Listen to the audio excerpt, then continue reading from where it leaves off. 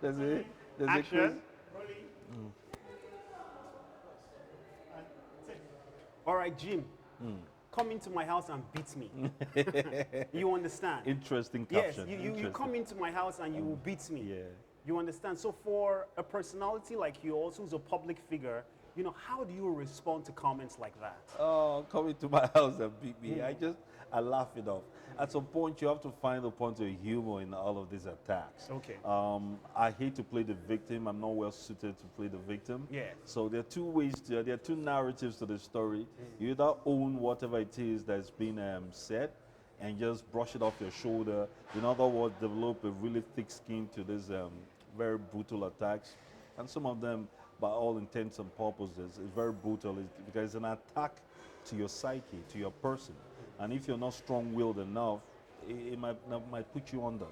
So when I get that turn, I try to will it into something positive. Okay. And I'll tell you, it has worked for me at the end. I'm the one that will make multi-millions, if not billions, out of come and meet me in my house, and beat me if you can. You understand? So at the end of the day, who's smiling to the bank now?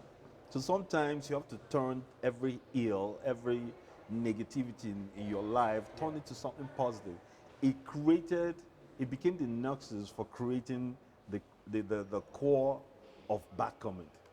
Okay, so I took a bad experience and turned it into something extremely creative. Great, very good. I'm happy that here we can express this because internationally, at the global stage, at Hollywood, it's the same thing. You understand? And here we're beginning to feel the heat because you're not the only one. A lot of public figures have said social media has opened up the opportunity for people to have direct access and they can play God. You understand? So sometimes someone like me is thinking you're a human being. You're away sometimes from being an actor. You are a human being. How on earth do you people deal with these kind of situations?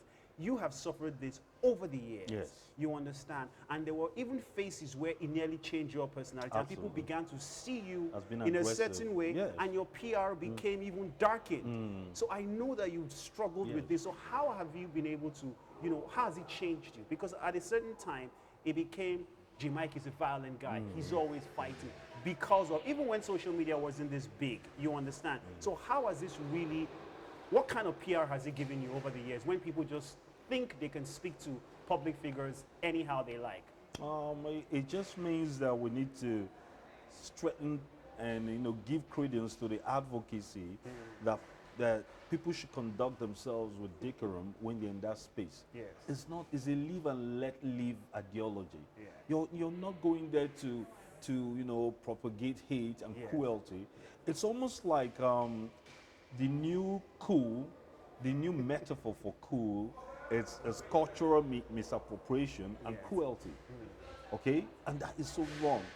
It could be also a platform, a phenomenon for engaging. It's a human experience, it's a social experience for people to engage themselves, for interaction, for them to move ahead their agenda and vision in life. It's become the shortcut to fame in a sense. Because, you can virtually market yourself without any, no middleman or any of the processes others took. So this, by all intents and purposes, was created to be a blessing. Yes. And then some people are reversing it into something of a curse, and which is the problem. Okay, the former CEO of Google came out once and said that it's become the platform for idiots. This is where they propagate their hate. This is where they channel all their inner, failures and undesirable, attributes of themselves. And they just seek out people that are doing well, seek out people that are on their journey, irrespective of who they are, and they want to damage their self-esteem. So there's so much to be held accountable for on this platform. There's so much we can hold ourselves accountable for. And I think that better measures and regulations should be imputed on this platform so that people can be held far more accountable for their actions. Okay. Now, how damaging have you experienced, negative The worst case comments? scenario? Yes. The worst case scenario would be, I was in Ghana, I just bought, Camaro just came out, the convertible. Yes. I acquired it and I had them bring it over to Ghana because we were shooting series of Iyke Unscripted. Yeah, remember the reality show? So this young man walked up to me and said he wanted a picture, and I granted him. I was hurrying to go in for an interview, and he said he wanted me to stand next to the car for a picture. Okay. I stood. And the next thing he said he wanted to sit in the car. I said, dude, I mean, this is asking too much. I don't even know who you are, what your intent is. You could go in there and plant something in my car. And we got into an argument. He said, yeah. I said, no, but you can't sit in the car, period. I shut it down and I left. This guy felt so bad. He went on the internet. Mine was black. And he found a dark blue replica, an accidental replica of that car. And he put it up on his page and said that Jemai just had an accident and I was lying down on life support in a hospital somewhere and it's likely I wasn't going to make it. This is the epics of cruelty. And you know what? At that time, Unscripted positioned me to visit 4 countries in a row to shoot. We were doing Amsterdam, we were doing Frankfurt, we were doing Zurich, we were doing Paris. So my family couldn't reach me for the next 5 days. The 6th day I call, my girls are wailing, that's my sisters. My mother is distraught, she's screaming. My mom was alive then. And unfortunately, in my final year in school, I had a bike accident. My leg was hung up there for 3 months, and my parents didn't know about it. Oh, she was like, oh, you've done it again. You've gone to do it again. I know you're suffering somewhere. I tried to dissuade her, everything was. She made me strip naked to my birthday suit. Okay. She made me do a backflip. I could still do a backflip then. So she made me do a backflip, landed safely to ensure that I was in perfect health. My mom had high blood pressure because of that. She was sitting in the hospital for 2 days. I made a point of finding that guy. Yes, I did. I'll say it anywhere. Everybody knows. I found him, and I gave him my own particular version of justice. But he didn't die or anything like that, so thank God for him. How do you want to tell us what happened exactly? I gave him my own version of justice. Wherever he is, he knew the justice I gave him, and I promise he will never do it again. Congratulations. Yeah, thank you. Speaking about this social media and how it's even created a very good storyline for this great movie. Does that also explain why you're not following anybody on Instagram? I knew you were going to come to that. Yeah. I wanted to reiterate and maybe amplify more than ever that this platform is a social experiment. Yes. You're friends with me.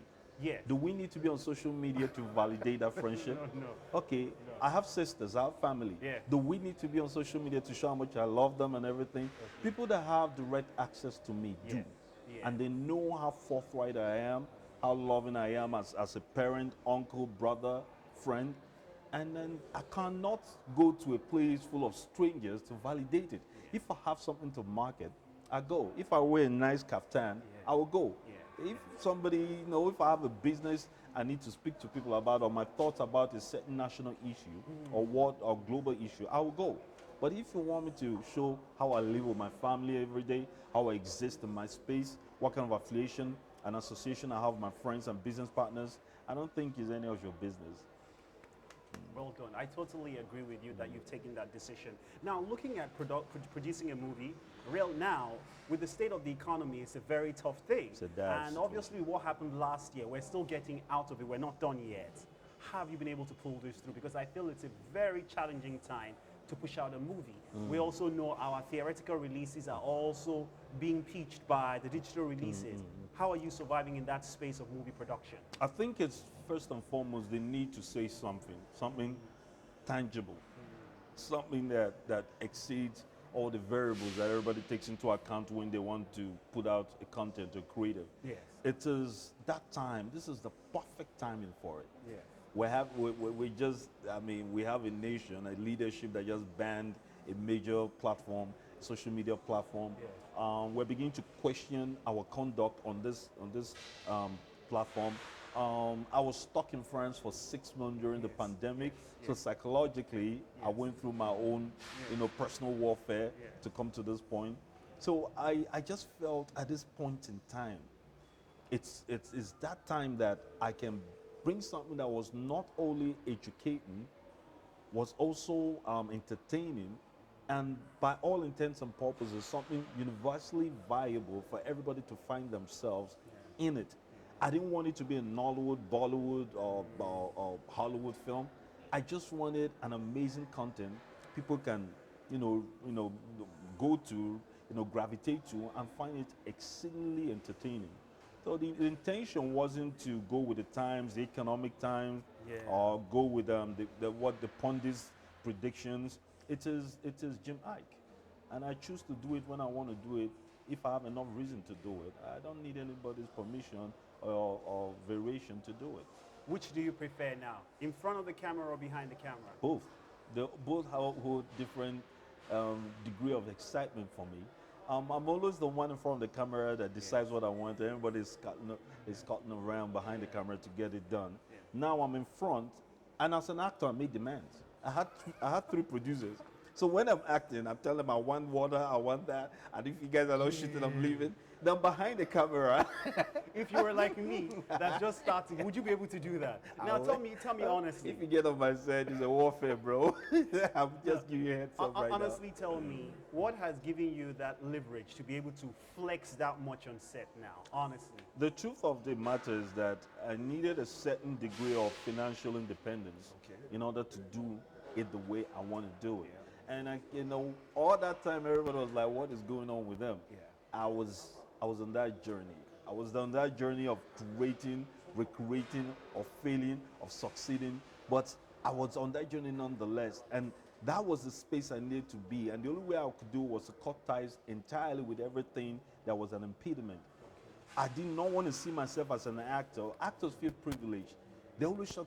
Let me tell you, certain people have grown complacent, for lack of better term, and that is the house where dreams die. I promise you. Once you get comfortable, you have food, you have water, you have a great house, you have good money, your bank account balances, you have accolades and love from people, you begin to tell yourself everything is fine. I never allow myself walk into that comfort zone. Comfort is terrible. Peace, it's a whole different thing. I mean, it's something that if you want, you can retreat into your place of peace in order to create. But being complacent, being comfortable, I never allow myself to get comfortable in life. That comfort zone is where dreams go and die. So that is the reason why I said every time I want to do this, it's from a place of comfort. For the next 4 5 years, I'm going to do what I do best, chase a dream. The dream was simply to be extremely financially independent, enough to fuel my dreams the way I wanted it to be when I come back. And I think this is a good time to make that fact a fact. Fantastic. When you're relaxed and you're not working, what kind of movies are you watching? Who are you watching? Who are your favorite titles? Local or Hollywood movies? Tell us. This is what makes me a different person to see a movie with. You watch movies for entertainment. Yeah. I watch movies clinically. Okay, I watch it with a purpose. I watch it for a beginning and end, to educate myself, to tutor myself, to learn a new trade, to better my acting chops. You understand? So I don't watch movie like the average guy, the average consumer next to me. I watch it alone. I can consume 12, 20 films in a day if the day will allow me. I can do 20 minutes here. It's not catching. I go to the next one. I watch French. I watch European. I watch African. I watch Indian. Any film that comes as a recommendation that will better my craftsmanship, I will see it. So for me, it's a classroom for me. It is not for entertainment whatsoever. That's a whole different realm. At this level, you're still working on your acting skills. Absolutely. You never stop working. You never stop. Well, It's an ongoing when you process. watch yourself, how do you critique yourself? It's very honestly, I listen to people that absolutely have no reason to tell me the truth. I don't listen to people that work for me. You noted a certain gentleman that's been with me for 12 years, right? Isn't that astounding? So I must be doing something right to be able to retain people that work for me. I have people that work for me to 12 years. I have my driver has worked for me for 11 years. I have my PA that's worked for me for 5 years. He went, did his postgraduate and came back to work for me. So I think now we're like partners. It's like my baby brother. He's also co-producer of the film, by the way. So he went from PA to a producer. Okay, so that is the kind of growth that happens around me, that I take my people with. What I see is what he sees. Our vision has been the same. Like this morning, he woke me up and he was telling me you're getting too comfortable. I know that, but before 5 a.m., you're up and you're the one waking everybody up. Now, it's almost 7 and you're still sleeping. You need people like that around you. Yeah.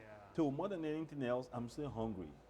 I still wake up every day and I feel when I begin to lose the hunger, I find a reason to find it. Get back. Okay, to get back to it. So I never let myself to get into that zone where I don't understand my purpose or my vision in life. Okay, now finally, let's talk about the film and, you know, what are your expectations when it really gets out there? It's a shocking revolution of the media space, of the social media, internet space, like never before. It's a rude awakening. Like I said, it's a satire of sorts. It's a criticism of an ill in our society that will blatantly meet you in the face, and then you begin to question your motive. Because at some point in time, we've all been two of the same, of different divides, either the troll or the victim.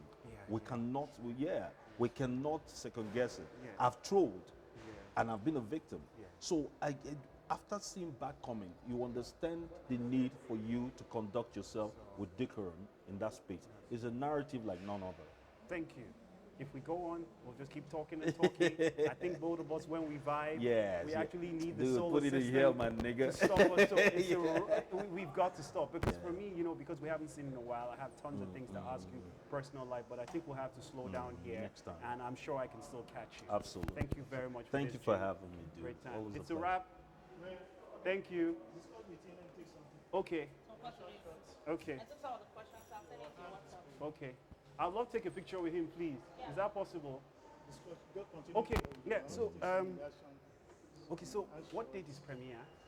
What date is premiere? The premiere is on the 21st. Okay. You're invited. Oh yeah. Silverbird as an entity is invited. We have to be Let's there. try and get Ben Bruce to come over too as well. No, if Uncle you get me Bruce. anywhere, I'll He tell has him. to come. He hasn't been to I'll tell him. to one for a long Don't time. worry.